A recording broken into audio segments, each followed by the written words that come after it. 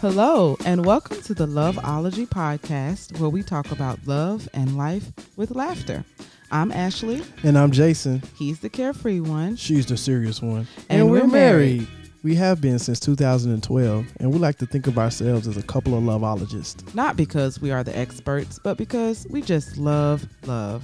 We enjoy studying and talking about it, so we thought, let's just start a podcast. A place where we can share what we have learned about love, relationships, and marriage. You can share what you've learned, and we can all grow together. So here we are. Are you ready? Let's get started. Hey, what's going on, Loveologists? This is another episode of the Loveology podcast, and I have my wonderful host, co-host. What do you want to call it? Who are you? They know who I am. My wife, Ashley. What's up, love? Thank you for joining us today. Thank you for joining us, Jason. Thank y'all for joining us, all of y'all out there across the world. You know what? I want to give a shout out to everybody across the land. We did our second highest download day ever the other day. So shout out to you guys for spreading the word and listening and all that good stuff from all different types of countries and everything, states, all that good stuff. Yes, thank you for rocking with us. Man, keep pushing. Spread the love. So if you don't mind, share it on your timeline. Let's get this started. What's up, love? Where what you get that from? You that's don't mind. Share it on your timeline. That's what I come up with these things, man. You can, it's not, that's unique. You don't hear it nowhere else. You're right. All right, exactly. Very unique. Yeah. I'm never bored with Jason. No, you shouldn't. So, babe, we back on Infidelity. This is part 4. Yes. And I can say that it's going to be a 5-part series. It's going to be a 5-part series on infidelity because a lot of us affected by it. I think everyone is affected by it. If you weren't cheated on, you know somebody that's getting cheated on or somebody that's doing cheating. It's that's true. It's around you somewhere. Somehow your mama got cheated on. Your daddy was a Rolling Stone. Yes, all that. Something somewhere. Right. So that's why we just taking our time with this. And hey, I'm all for it. For those of you who listen to us, you know that we are basing this off the book by a psychotherapist named Esther Perel. She is based out of New York, but she travels around the world. She's a therapist for people all around the world, which I think is very unique and very interesting because she's able to speak to how different cultures feel about different topics and pertaining to infidelity. And we are, kind of doing a study of her book, The State of Affairs, Rethinking Infidelity. Okay. She hit a lot of good topics, so we figured we would just talk about the stuff that she talked about. Why not? Yeah. Why not? And of course, it's a whole book, so there are lots of things that I'm skipping over because if I didn't, then we would be talking about this 20-part series. A 20-part series. So yes, I would encourage everyone, and then I also like to remind people that this is my interpretation of the book. So maybe I have it wrong or something. So, don't hesitate to go check out the book for yourself and read it. And, for sure. Mine whatever or glean whatever knowledge that you need out of it. Cool. Yeah. So we're going to dive right in. But hey, right before we do that, don't forget to go check out loveologypodcast.com where you can get all your good Loveology Podcast apparel. We have shirts, we have hats, we have jackets. Man, we got a hoodie on there. It's like the softest hoodie in the world. It's very comfortable. Yeah. And it's reasonably priced. We don't make that much money off of it. A couple of dollars maybe here and there. But it's reasonably priced because we get the highest quality material and we're not trying to get a big margin, but we want our stuff to have quality. Oh yeah, quality stuff on it. We believe in quality. I just got a toy. I'm not gonna say the name of it, but we just bought a toy for my daughter, and I was just very, very disappointed. Oh Lord, yes. It's like, don't they have any pride about what type of product they send out here? Yeah, we not cheap gonna stuff. Bash them, but it's a very popular kids stuff, and yeah, the quality is It's not that good. Yeah, I was very upset. So the quality of our shirts and stuff, man, is high quality. Check it out. Loveologypodcast.com. Scroll down to the bottom and go and buy something. Check it out. Yes. Let's get into this infidelity. All right. Part 4. Yes. Let's talk about, is it always good to tell about an affair? Always good to tell about an affair? Yes. Like, let's give an example. What are you talking about? Like, tell your partner about an affair that you had against them or in the past? In any way that you can think of. You see your homeboy's girl out and about. Yeah, we're already going the wrong direction. What do you do? She's with another guy. Yeah. All booed up, hugged up. What do you do? You know, gotta let them know. You gotta let them know. Yeah. It's really levels to it, to be honest. If I'm gonna go ahead and get all the way funky with it, it's levels to it. You know, the closer you are to me, the most likely I will tell you. You know what I'm saying? So, but if you're just an associate, I'm not gonna get into those affairs. You know, you'll figure it out eventually. What about a family member? Family member, yeah, I gotta look out for fam. You know what I'm saying? You gotta let them know. So, but this is the question was is it always? And I don't think. Well, yeah, just giving different. Yeah, so go ahead. Sorry. Yeah, I was just saying no. It just depends. It's not always good to say, "Hey, this person's having an affair," because you just never know what's going on. You know, in between, you know, in that relationship with those two individuals, you don't know what he might, you know, he or she may have permission to do that. So you just never know. Get out their business. Okay. So that's what we're going to talk about. We're going to start off with this and talk about some different scenarios really quickly. And yeah, love to know what everyone else thinks too on our social media platforms. But so Esther Perel says that for some people, the answer is simple. Secrecy is lying, lying is wrong, and the only acceptable course of action is confession, complete transparency, repentance, and punishment. So she's talking about... While I'm frowning. Yeah, Jason is like, what? She's talking about, you know... Secrecy is not lying, first of all. Okay, so there's a difference between privacy and secrecy. I mean, it's not... I don't have to tell you everything that goes on in my head. What if I want to keep something? What if it's something? Well, that's privacy. But what if it's a secret that I'm keeping with one of my homeboys? I don't have to tell you. That's true. So secrecy is not lying. I guess.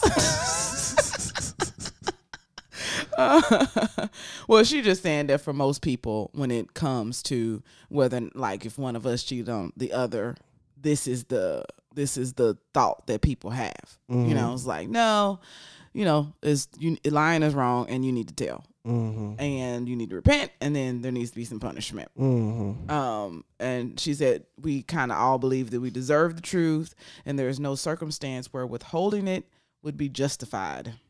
Okay, whatever.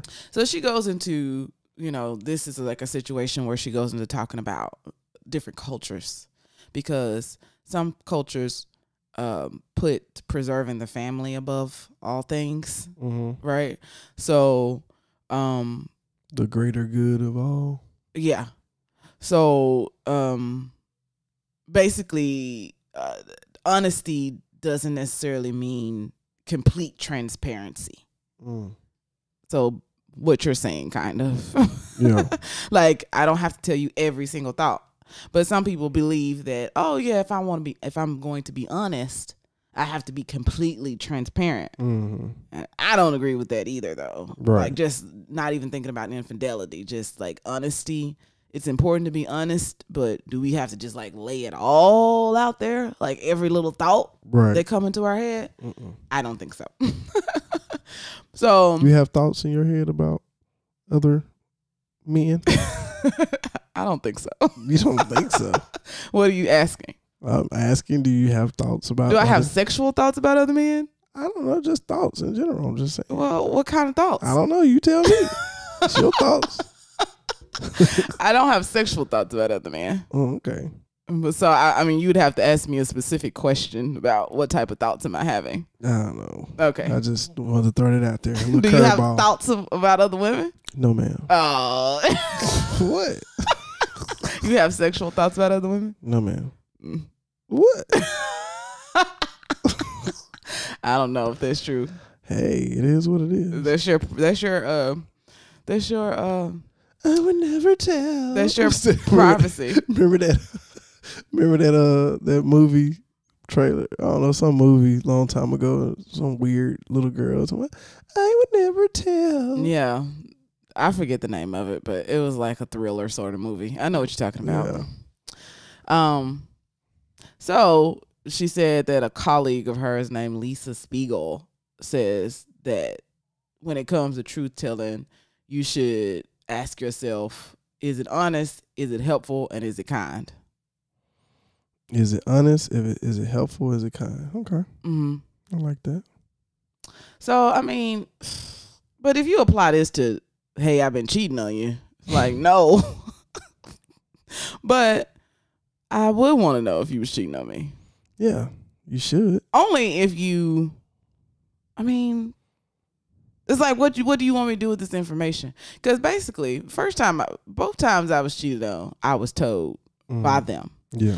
And I've always had a lot of male friends, and when I would tell my male friends that they told me, it's like the same thing would come out of their mouth. It's like stupid. Yeah.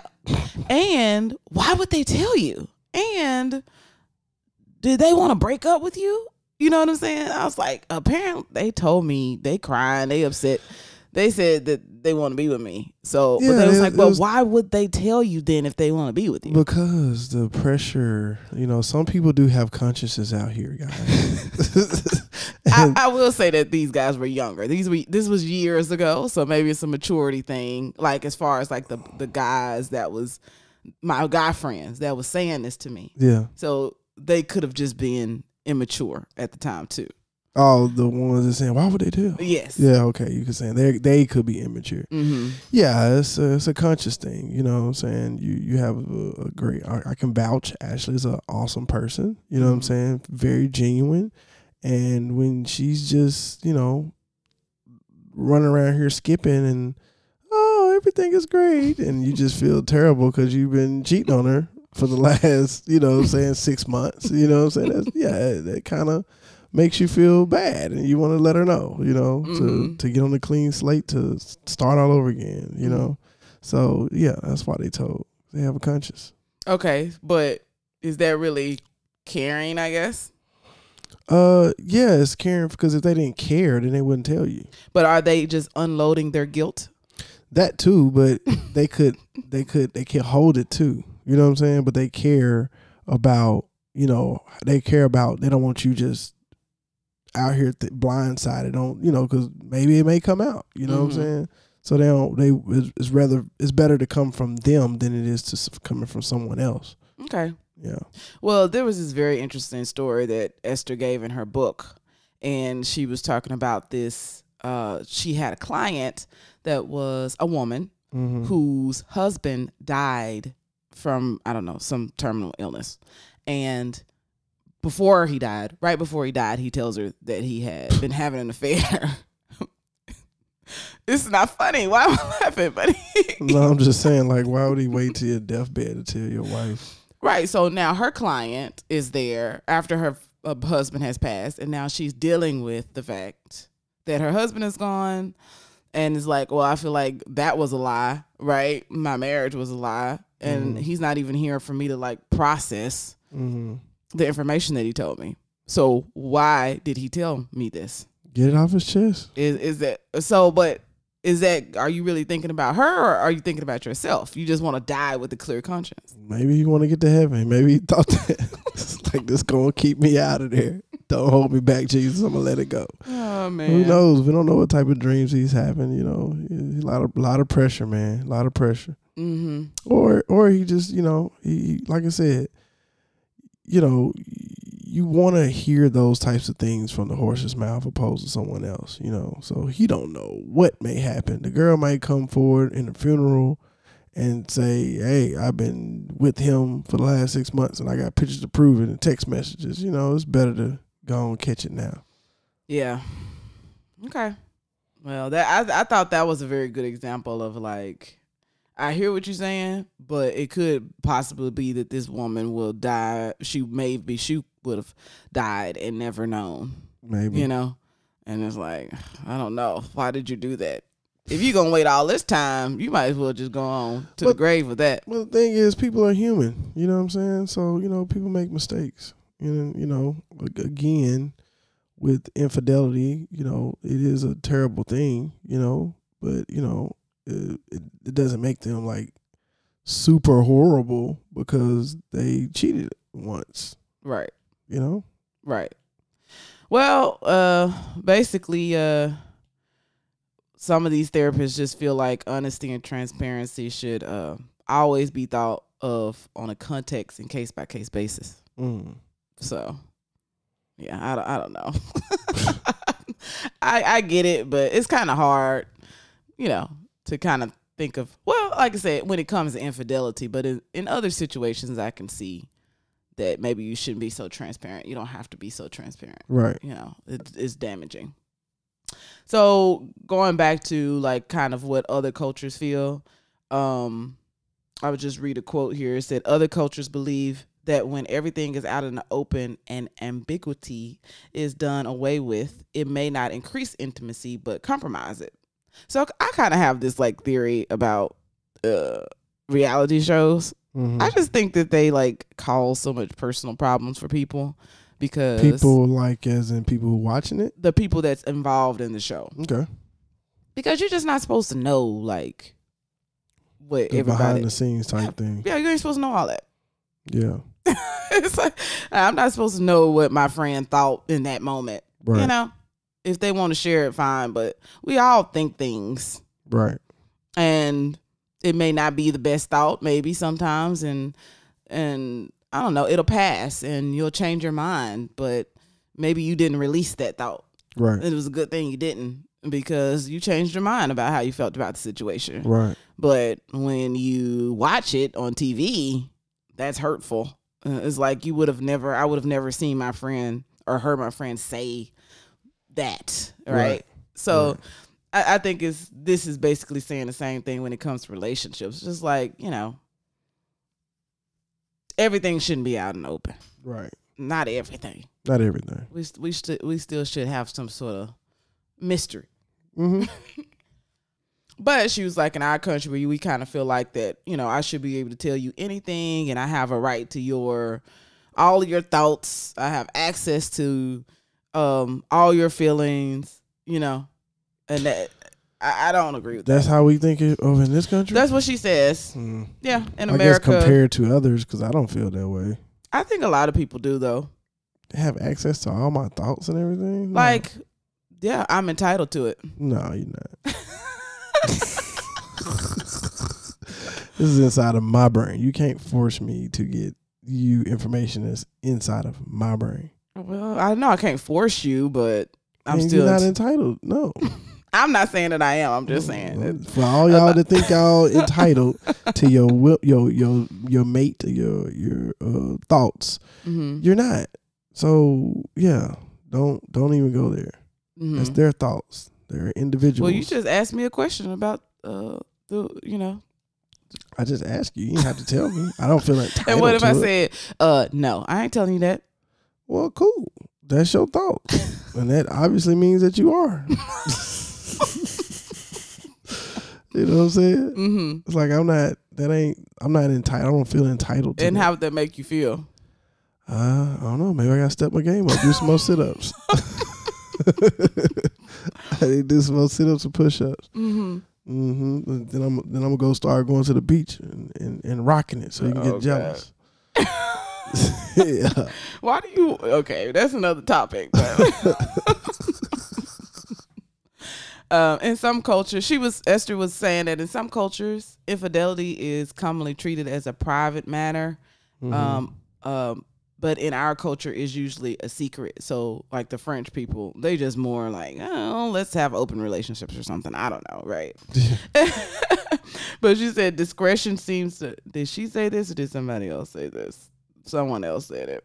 A journalist, Pamela Duckerman, says that discretion seems to be the cornerstone of adultery in France. She spoke to people about this, and they prefer not to tell and not to know. Mm. So it's just that you just need to be discreet. Yeah. Like, you do what you do, but don't get caught and don't let nobody else see you. That's. I think some people have that type of philosophy. Mm-hmm. And what do you think about those relationships that have that type of philosophy here in the United States? I mean, I'm not in the business of judging people. Mm-hmm. All I can speak of is that don't work for me. Right. Like, it's not. I mean, I guess I'm a true American, I guess, because it's not about, and then I'm also a Christian, so I just believe that believe in the definition of monogamy as, we exclusively sexual partners and we together, and I don't believe in open relationships. So, yeah, but other people can do what they want to do, I guess.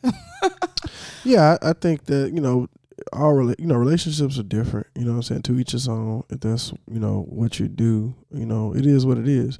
I got a question. Like, what if something happened and most of the planet's population was wiped out, and now it's required to have multiple wives to what kind of question repopulate. Is that? What is that? To repopulate the earth. I don't like. I don't like answering questions like this. This is ridiculous. So, would you be okay with having another, woman in the house, multiple women in the house to help replenish the earth? I'm not answering that question. I'm just saying, I don't know. Would you? That's a whack question. So I take that as no, as of right now. We don't know what we'll do until we end the situation. How about that? Okay. So just something that popped up. If the population of the earth is wiped out, then we'll think of it then. Okay. And we the only people alive with a few other women for you to. No. It's for all humanity. You know what I'm saying? Okay, would you be okay with, some guys getting me pregnant so everybody won't be brothers and sisters? I mean, they will be brothers and sisters, but I don't know. Mix it up a little bit. Yeah, you gotta that question don't sound right. We gotta move on. You didn't form that question right, like Jeopardy. Burp, burp. Let's move on. Sorry. So again, back to the other cultures. She was giving another story about I think this girl was Indian, but she was saying that they do value honesty and trust, but they just value the preservation of family more, because basically she found out her dad was cheating on her mom. She was like, what am I supposed to do about this situation? Actually, I don't want to tell. But she said that, Americans would have been like, of course, go tell your mother. He's disrespecting your mother. Right. But she like, that's a lot of pressure to put on myself. And I'm gonna mess up the family just so we can be honest. But did she mess up the family or he messed up the family? He messed it up, but she the one let the cat out the bag. So she did do it. She did tell? No, she didn't. Oh, okay. Yeah, to each his own, man. Relationships are different. But yeah, it is what it is. Sometimes it be like that. Yeah. So I mean, it's just very interesting to me. I like learning about different cultures and the way other people view things, and so it's just very interesting to me that for something that may not be it's just like a no-brainer in our culture, is different in their culture, and wondering, if their culture is, has it right, or do we have it right, or is there a right or wrong? Maybe. But I don't know. Hopefully I never find myself in any of those situations. But going back to whether or not I would like to know, I mean, I guess I would like to know. I guess I was happy that I found that I was told in those situations, because I would have been feeling like I was living a lie or something if it continued on. Right. Right. What about you? Yeah. I want to know, let me know what I'm working with. And cause like I said, I'd like to go to the source of why, or if we agree to be just with each other, Mm-hmm. and you decide to do something different outside of our plan, then you call an audible without discussing me. You know what I'm saying? So we're supposed to be one. You know, I need to know what's what. You know what I'm saying? Mm-hmm. Let's get on the same page here. If it's something that I could do better, then give me the opportunity to do that. You know what I'm saying? Opposed to going out there and cheating. Yeah. Okay. Cool. So we're switching gears just a little bit. Now we're going to talk about what, like, if you have been cheated on or you are the cheater. So first, say you are the cheater, right? Yes. And we're trying to figure out why you cheated. Mm-hmm. So sometimes understanding that, like, what you think or feel to be true may not be true. Like the reasons why you think that you cheated. So there was this story. I love the book because it just tells like these real life stories, right? Right. This man comes to Esther and tells her, you know, his wife has found out he's cheating with two other women on different sides of the coast, different, the east and the west. And she asked him, why did he do it? And he said, because he wasn't sexually satisfied at home. And she was like, okay, is that the truth? Or let's think about this for a second. Could it be that you were so distracted by your other women and putting so much energy into them that you were the cause of like the lack of sexual satisfaction because you weren't like giving your wife the attention, and so therefore she wasn't excited to have sex? No. Oh, that's what she's basically said. That's what happened. No, it's a cause and effect. He has to get disconnected mentally before he goes out and do something physically. No. What? No. So basically, let's just say this. Let's just say if he's the type of guy that likes oral sex, right? And he's like, that's just his thing. Some people, you know, it's their thing. Some people, it's not their thing. And he's not getting oral sex, and he tells his significant other about it, and he's not getting it, then, you know, eventually he may step out. But what this situation is, in this particular situation, maybe I didn't give you all the details, but please, as they continue to talk, he just admitted that he liked women, and he likes a variety of women.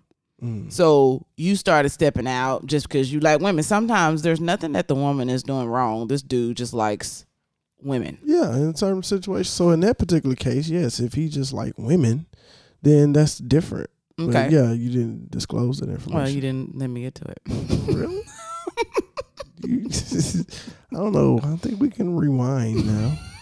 But it is what it is. Well, anyway, so yes, he just likes women. But you just kind of like shut down the idea of like, oh no, it's her fault. Kind of like, well, he got disconnected. I had to give you that information, this added information, but initially hearing it, you wouldn't really accept that. Not 100%. She making it seem like this, you know, that's just what it is, and it's not. It depends. Yeah, it depends, but sometimes it is that. Sometimes it is. So he, you know, when I would hear about people cheating and stuff, and I'm just like, if y'all put that much energy into your relationship, then you wouldn't be cheating. You wouldn't need to cheat, or you wouldn't feel like you wanted to. You know what I mean? It's just people cheat for various reasons. You know, it's just not that. It's not that black and white. It's not that simple. Well, it's not that simple.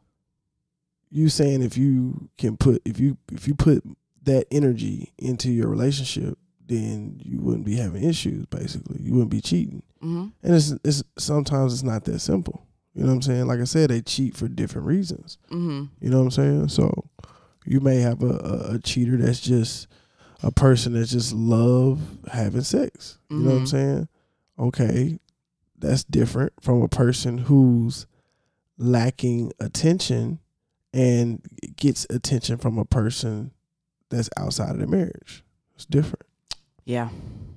So Esther was saying that basically sometimes what you think is true is not true. It's just a rationalization of something that you have, just come up with to continue doing what you're doing. Yes. So you just creating the story for yourself.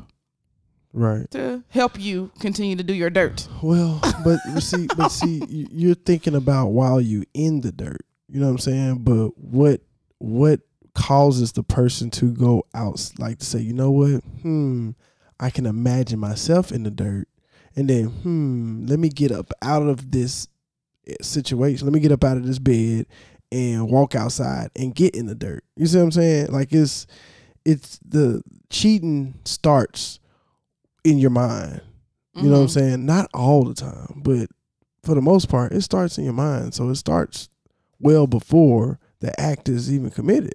You know what I'm saying? Yeah. So on some situations, it's, it could be a cause that the other person is doing. But sometimes it could be on the cheater itself, just solely on the cheater. Right. But it just varies. Okay, so later on this episode, we're actually going to go into some reasons why people cheat. Okay. So I get you. I agree. Right. Okay. So now for a person who has been cheated on, here's a question: how much do you want to know?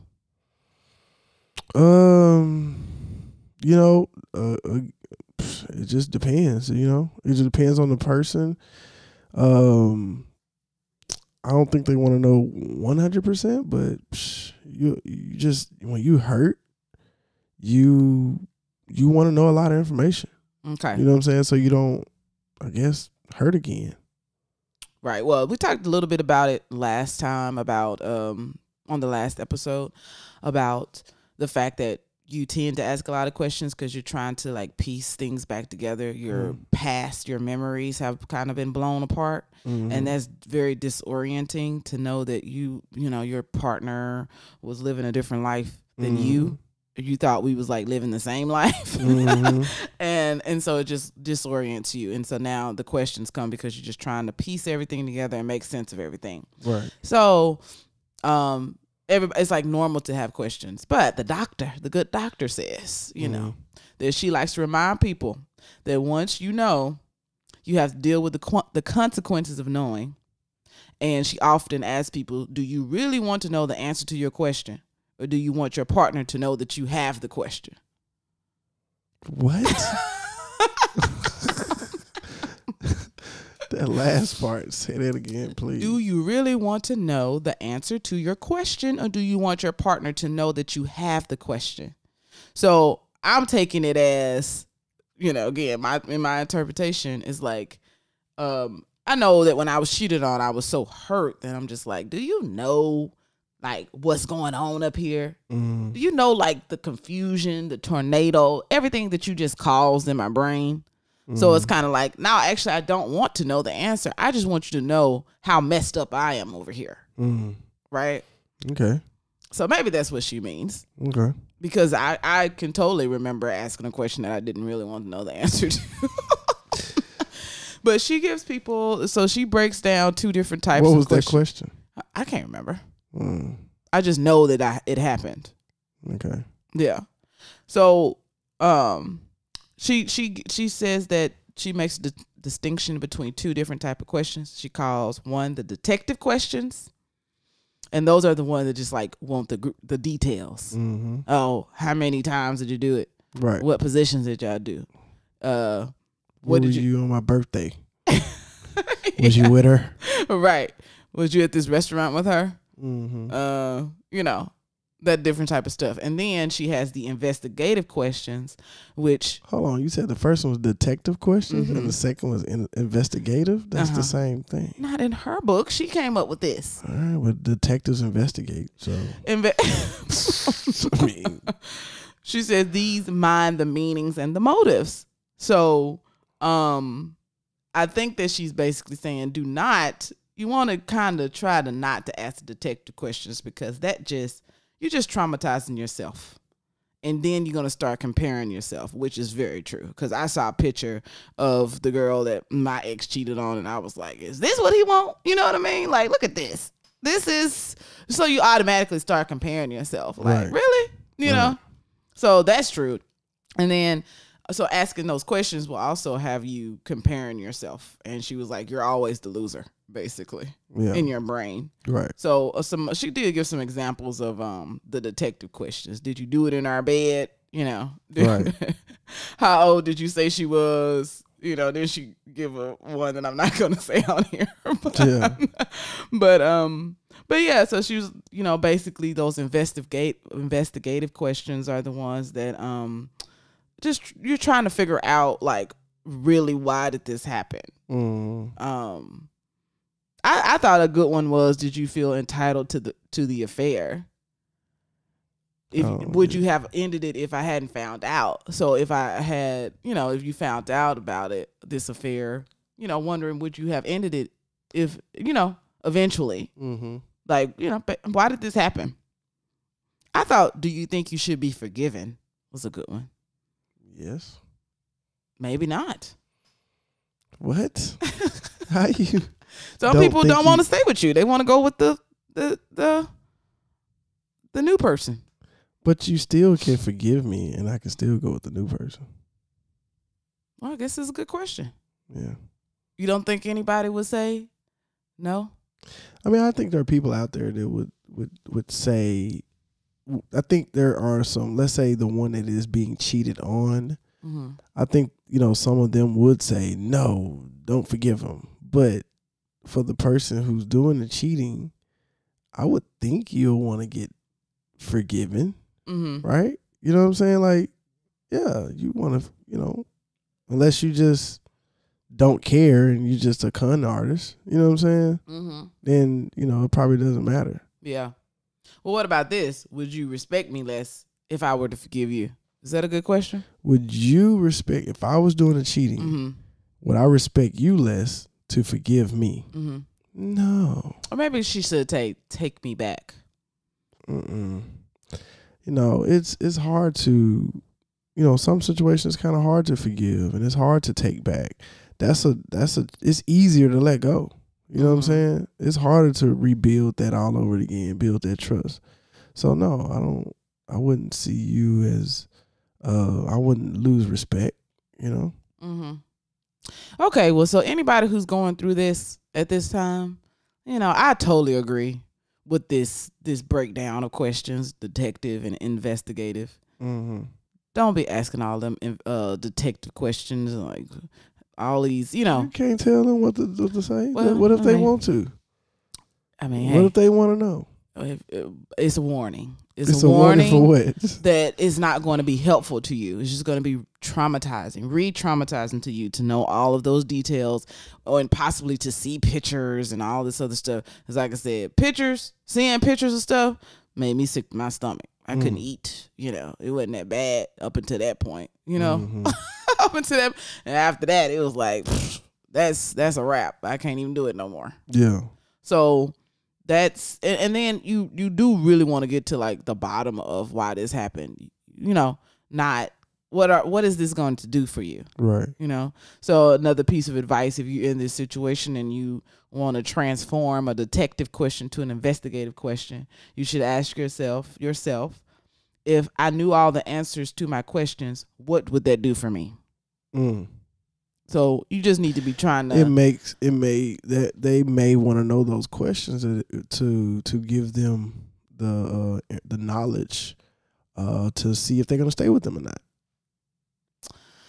Well, but yeah, I can understand that, because I mean, some questions need to be had, like, are protected. Yes, was it protected? That's like the main one, you know. You have a baby. Yes. You know, those are some detective questions that I see can be beneficial. Was it a man or was it a woman? You know, I mean, yes. Yeah, you want to know if, you know, what type of sexual orientation is your mate. You want to know if they like women or like men or what. I think it's fair. Well, just be careful. That's all I'm saying. Yeah. all the, like I said, when you start talking about positions and stuff, or what position did y'all do, you know, is that really helpful? So you can sit there and visualize the positions? So I ain't gonna do that position no more. Exactly. So she said, you go compare yourself and you're going to be the loser. Yeah. Well, they going to lose out. They ain't doing it. So yeah. And then, like, also all these questions and starting to, you know, monitor them is not helpful either. There was another, she quotes a lot of things from different psychologists. There's a psychologist named Marty Klein. And it says, you can't prevent someone from betraying you again. They either choose to be faithful or they don't. If they want to be unfaithful, all the monitoring in the world won't stop them. That's so interesting because my grandmama basically, you know, just had a, I guess, a less sophisticated way of saying that. But it's like, if a man want to cheat, he's going to cheat. You know, so there's no need to be running up behind them, checking on everything and all this other stuff. And women too. I don't want to be sexist. Like, women cheat too. But of course she was talking about men. And yeah, she was just like, listen, there's no point. So that's always been my mentality. I've never monitored my men because it's like, if you're going to do it, all the monitoring in the world is not going to, I mean, I didn't have that language, but that's, yes, that's definitely the mentality. Like, that's not going to stop you. Right. So that's something else for people to know about. And then what if you can stop them? Like, what if you can monitor them and stop them, but you still, mentally, they still want to do it. You know what I'm saying? They have the will to do it mentally. So you really technically not stopping anything. You know what I'm saying? Right. So it's like, what's the point? No, you gotta get to the source of the issue to figure out, okay, why does this person have these thoughts to step out on me? You know what I'm saying? What's up with that? Right. You know what I'm saying? Just get down to the nitty gritty on that. So doing all this, girl, go ride by his house, and man, look, you wasting time. You wasting your homegirl's time. You wasting your time. You know what I'm saying? Just figure out, talk to the person personally and see what's what. You know what I'm saying? Yeah. If they don't tell you, then they don't tell you. It's gonna come out eventually. You know, the truth gonna come out. So, don't go looking for it. It'll find you. Right. So I think that what she was saying in this chapter can just kind of be wrapped up in this one sentence. And it was, some kinds of knowledge bring clarity. Others just give us visions to torture ourselves with. I like that. So if you slipping over into the torture images, then just just don't do it. Right. Okay, so now we're moving over into like learning the meaning of affairs. That was like a segue into her next part of the book. And the next one was why does happy people cheat? So kind of going back to what you were talking about, you know, just all the different reasons why people cheat. We're going to go through some of that. Okay. So she said that most of the time the theory is that an affair is, you know, just a sign of something that's already a problem, like something a problem in a relationship, Sometime. or it is the person is troubled. Okay. But she was saying it's different, but I still feel like some of the situations that she gave is like, no, the person just got something going on with them, right? It's they're not like a bad person or a troubled person, but they do got something, a void in them somewhere. Right. So here are some reasons. Sometimes people are in search of a new self. Okay. Trying to get their swagger back. Yes, and actually, I've heard like a couple of times, like when people lose a lot of weight and they've been heavy their whole life, sometimes this can happen. Yeah, because you know they're a new person, right? Kind of new attention. Yeah, new attention, just different things that just wasn't happening before. Right. So yeah, that's one situation. Maybe a person gets married really young, and you know, they just do a lot of changing, which is normal, but they don't really know how to deal, you know, just how to I don't know, deal with that, right? Mm-hmm. Another reason is just like what she called it, the seductive power of transgression. Okay. The forbidden fruit sort of thing. Yeah. People just, I don't know. She gives an example of when you're a child, you kind of get like a thrill out of doing something bad and doing something that you're not supposed to be doing. Right. You could get caught, you know, that makes it even more exciting. Right. I'm sure you were like that, Jason. I'm pretty sure, you know, you like scared of being discovered, but it's like I said, it's more exciting. You know what I mean? Now me, I'm not excited. Like I'm trembling with fear for real. Yeah. But I'm gonna get caught. It's not exciting. It's not a rush for me. Yeah. But it's a rush for you. Maybe. I think so. And so this is like actually something that still happens to adults. Mm. It's exciting. And so, you know, after you've been married for a while, some people may slip into like a, you know, very routine, it's very mundane. I'm just like, I am convinced that people like drama. Mm-hmm. And we're just not satisfied until we have some drama. And if we get too comfortable, then we're like, oh man, I need to do something. I'm bored. Right. I'm fine with being bored. So, but anyway, she said attraction plus, oh no, this is somebody else's quote. Jack Moran, a sexologist, said attraction plus obstacles equal excitement. So when you're married to someone, you know, there's no obstacles. Shoot, it's obstacles. I'm tired. I done had the kids all day. What are the obstacles, Jason? I don't feel pretty. It's all types of obstacles. Well, it's not the obstacles that you have when you going out. You always want something. That's because you won't even let me cuddle with you without trying to get them. That's not true. We just cuddled the other night. And I was sure thinking, like, he gonna try to get some. I want to see if he gonna cuddle with me. And I didn't do anything. Did the thought cross your mind, though, Jason? Babe, I mean, you're beautiful. What do you, this what, you know? Because didn't I say something? I think that's because otherwise it probably would have turned into something else. I just want to cuddle. Really? I fell asleep. Yeah, you did fall asleep. If I was trying to do something, I wouldn't be trying to fall asleep. Mm-hmm. I basically went to sleep.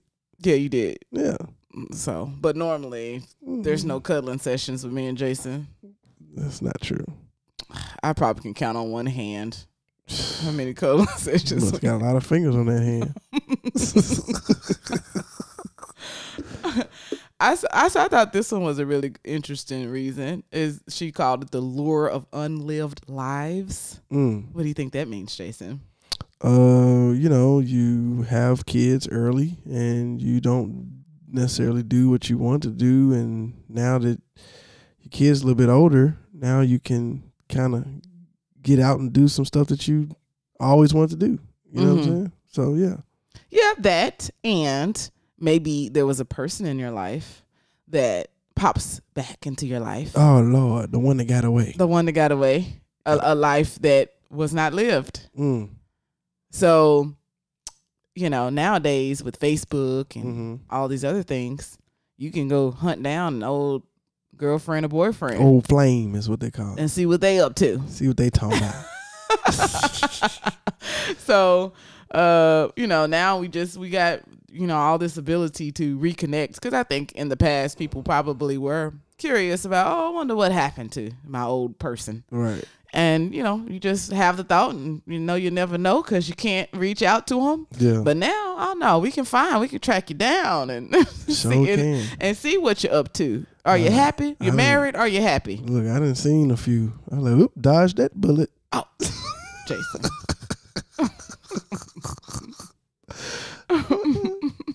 It is what it is. Sometimes you get a little, you get a little insurance by looking at your old flames. Yeah, and then sometimes you may be in a bad situation. You're like, dang, what's up with that? You know, did I mess up? What would have happened if I would have got with this person? Man, please. Well, that's because you're happy, but some people have those feelings. Yeah, that's true. So, yeah. Make the right decision, guys and gals.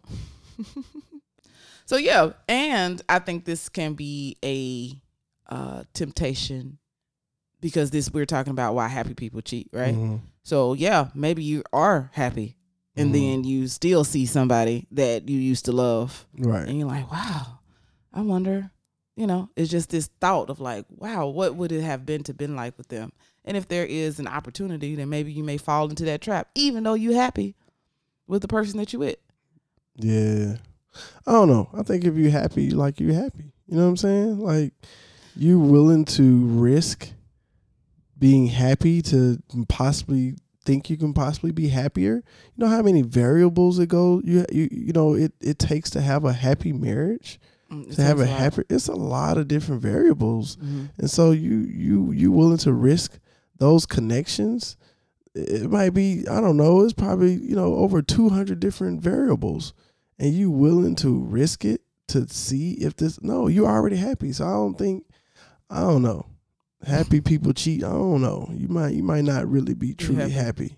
You know what I'm saying? Maybe. I'm not gonna risk. No. You know what I'm saying? Mm-hmm.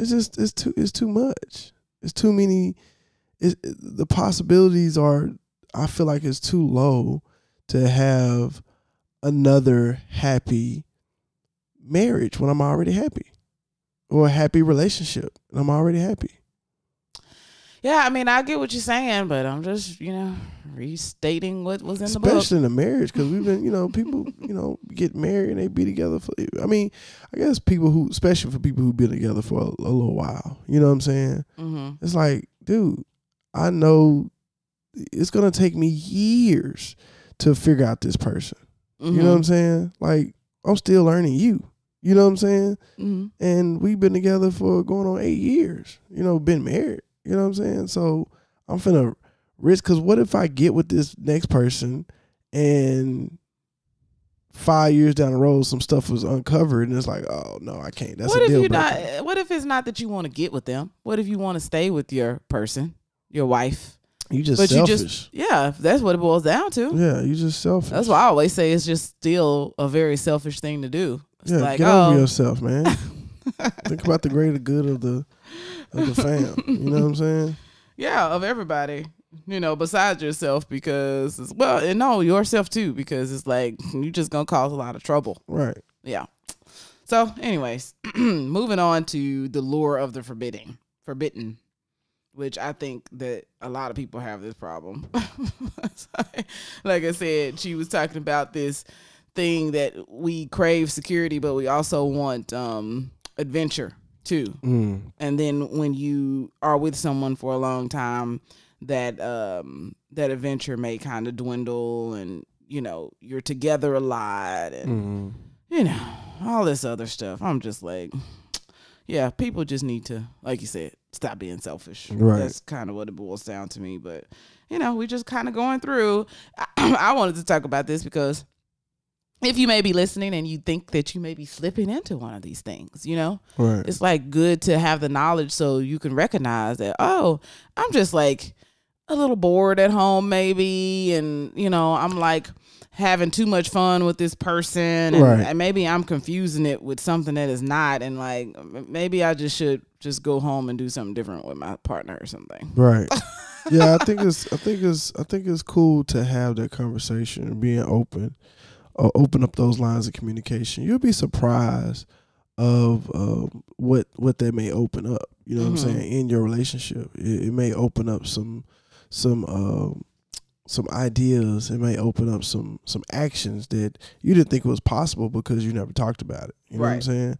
So open up those lines of communication and let them know what's what. You know what I'm saying? Because your partner is your partner. Your partner is supposed to be there for you, help you out, and all that good stuff. And if you let them know what's bothering you, hey, I'm not happy because of X, Y, and Z, and if y'all can come to the conclusion together, then that makes your relationship even more stronger. Right.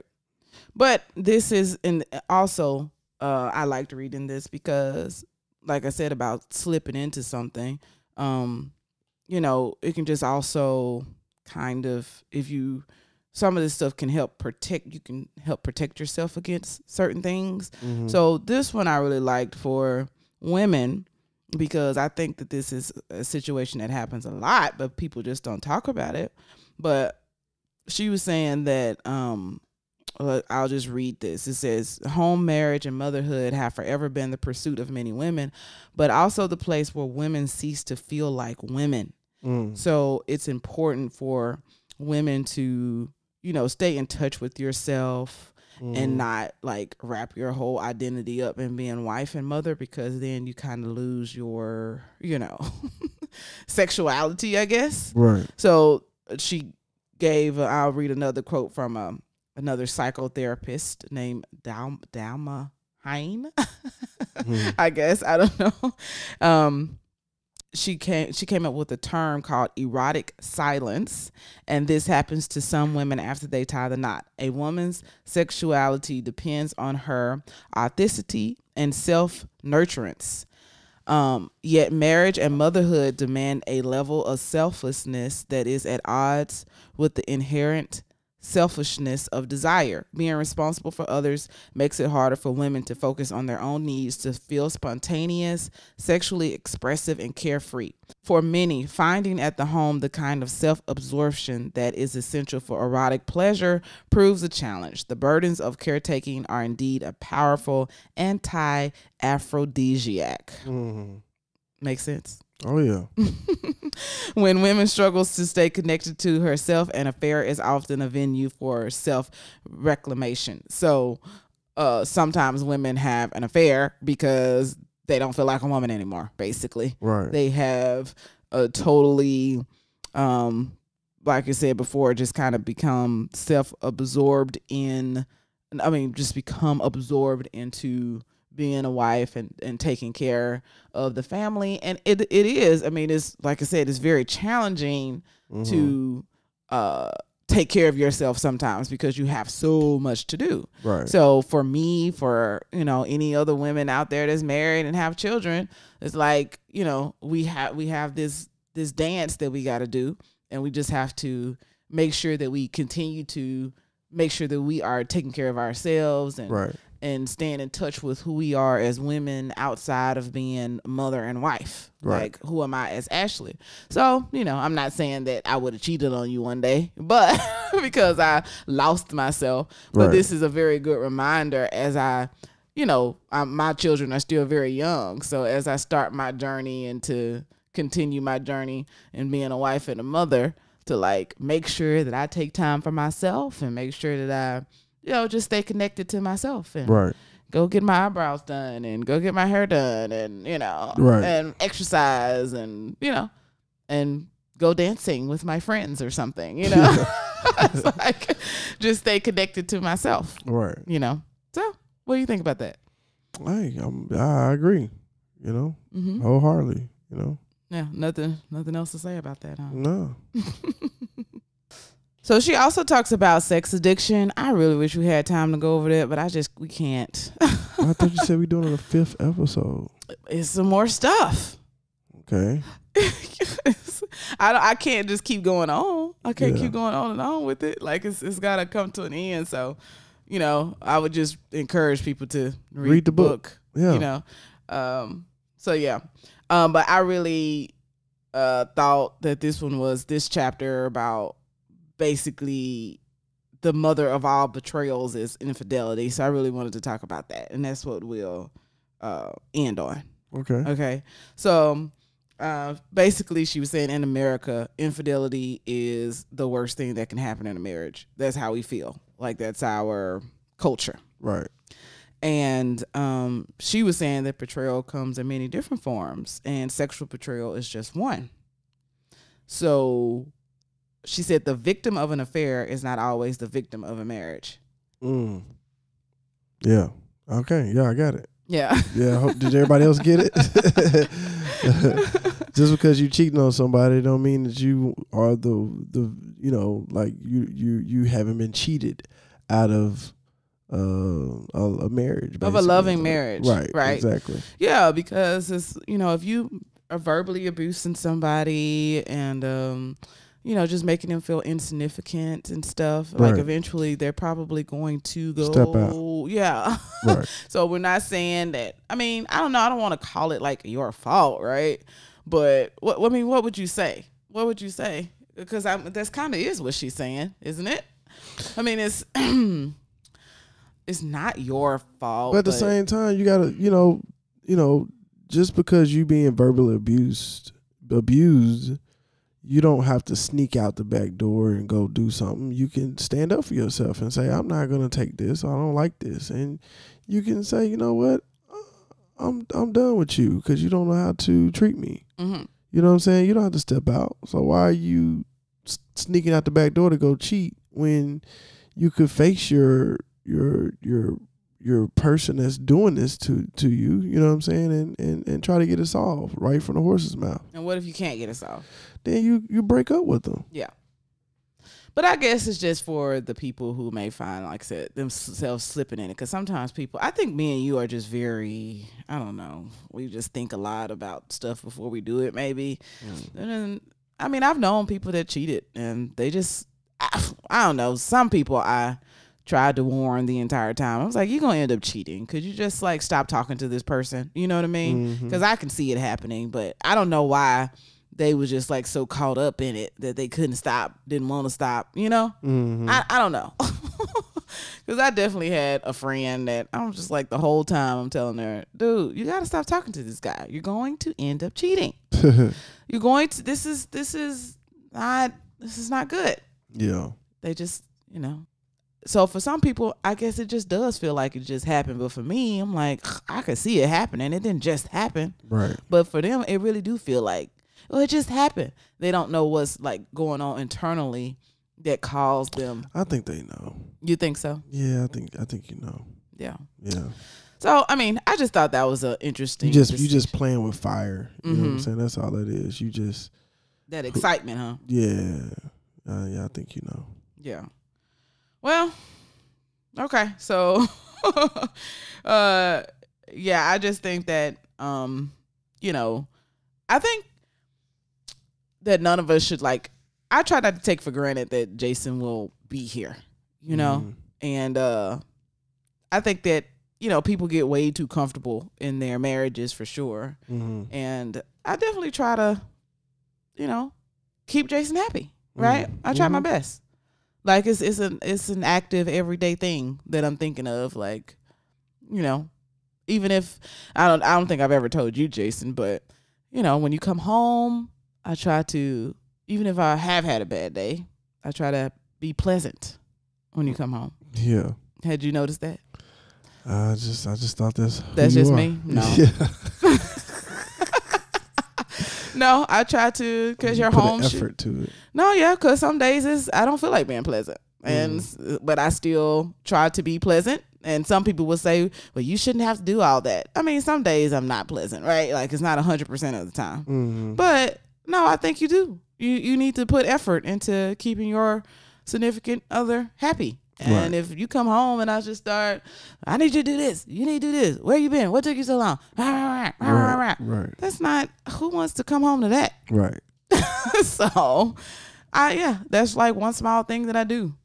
That's awesome. I appreciate it. You're welcome. So, yeah, I'm not saying that you I don't know. I just think that this is like a great point for people to understand that, what you do does have effect on your partner and whether or not they start looking at other people. I know we just want to blame it all on that person. You know what I mean? But no, there's some things that people do.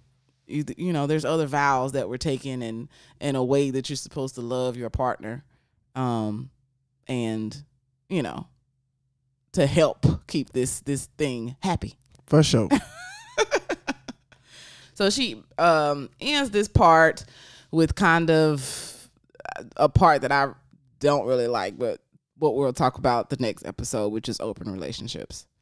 And she, but I'm open to talking about things, right? Like we can talk about it. So she was just saying that maybe we should rethink sexual exclusivity And is divorce like you were saying, maybe you should just break up if you're having these other thoughts, but maybe it's like some other situations going on where that should, like, being sexual with somebody else should be allowed. So we're going to talk about that next episode. Oh, yeah. I don't agree with that, but we're definitely going to talk about that the next episode. They had a couple on the Black Love Docs, Mm-hmm. and there was a couple here in Burbank. It's a actor. Mm-hmm. Had his new wife and his ex-wife, and I guess his ex-wife was kind of, going through hard times and lost her house and all the other stuff, and he just said, "Hey, why don't you just live with us?" And then I guess they started having fun together. Mm-hmm. So that's how that came about. But I guess we'll talk about that stuff. I mean, they didn't say that. He just said they all lived together. They didn't say it was going down. Yeah. No. He said they all lived together. Man, it's going down. Okay. Well, that's our episode for today. Catch us next week. Appreciate y'all. Live discussion still going live Wednesdays, 9 p.m. Eastern, 8 p.m. Central, 6 p.m. Pacific. Facebook Live. Check us out. And don't forget to like, subscribe, all that good stuff. Comment, leave some good reviews for us if y'all don't mind. So we'll catch y'all next time. Appreciate y'all. Where there's love, there's peace. And where there's peace, there's progression. So let's progress, baby. Let's move on up. Next time. Peace out. Bye. You've been listening to the Loveology Podcast. Did you have fun with us today? Tell a friend about our show. Follow us on Facebook, Instagram, and Twitter to keep the conversation going. Be sure to subscribe so you'll never miss an episode. Visit us at loveologypodcast.com. Thanks for listening. Until next time, Loveologists.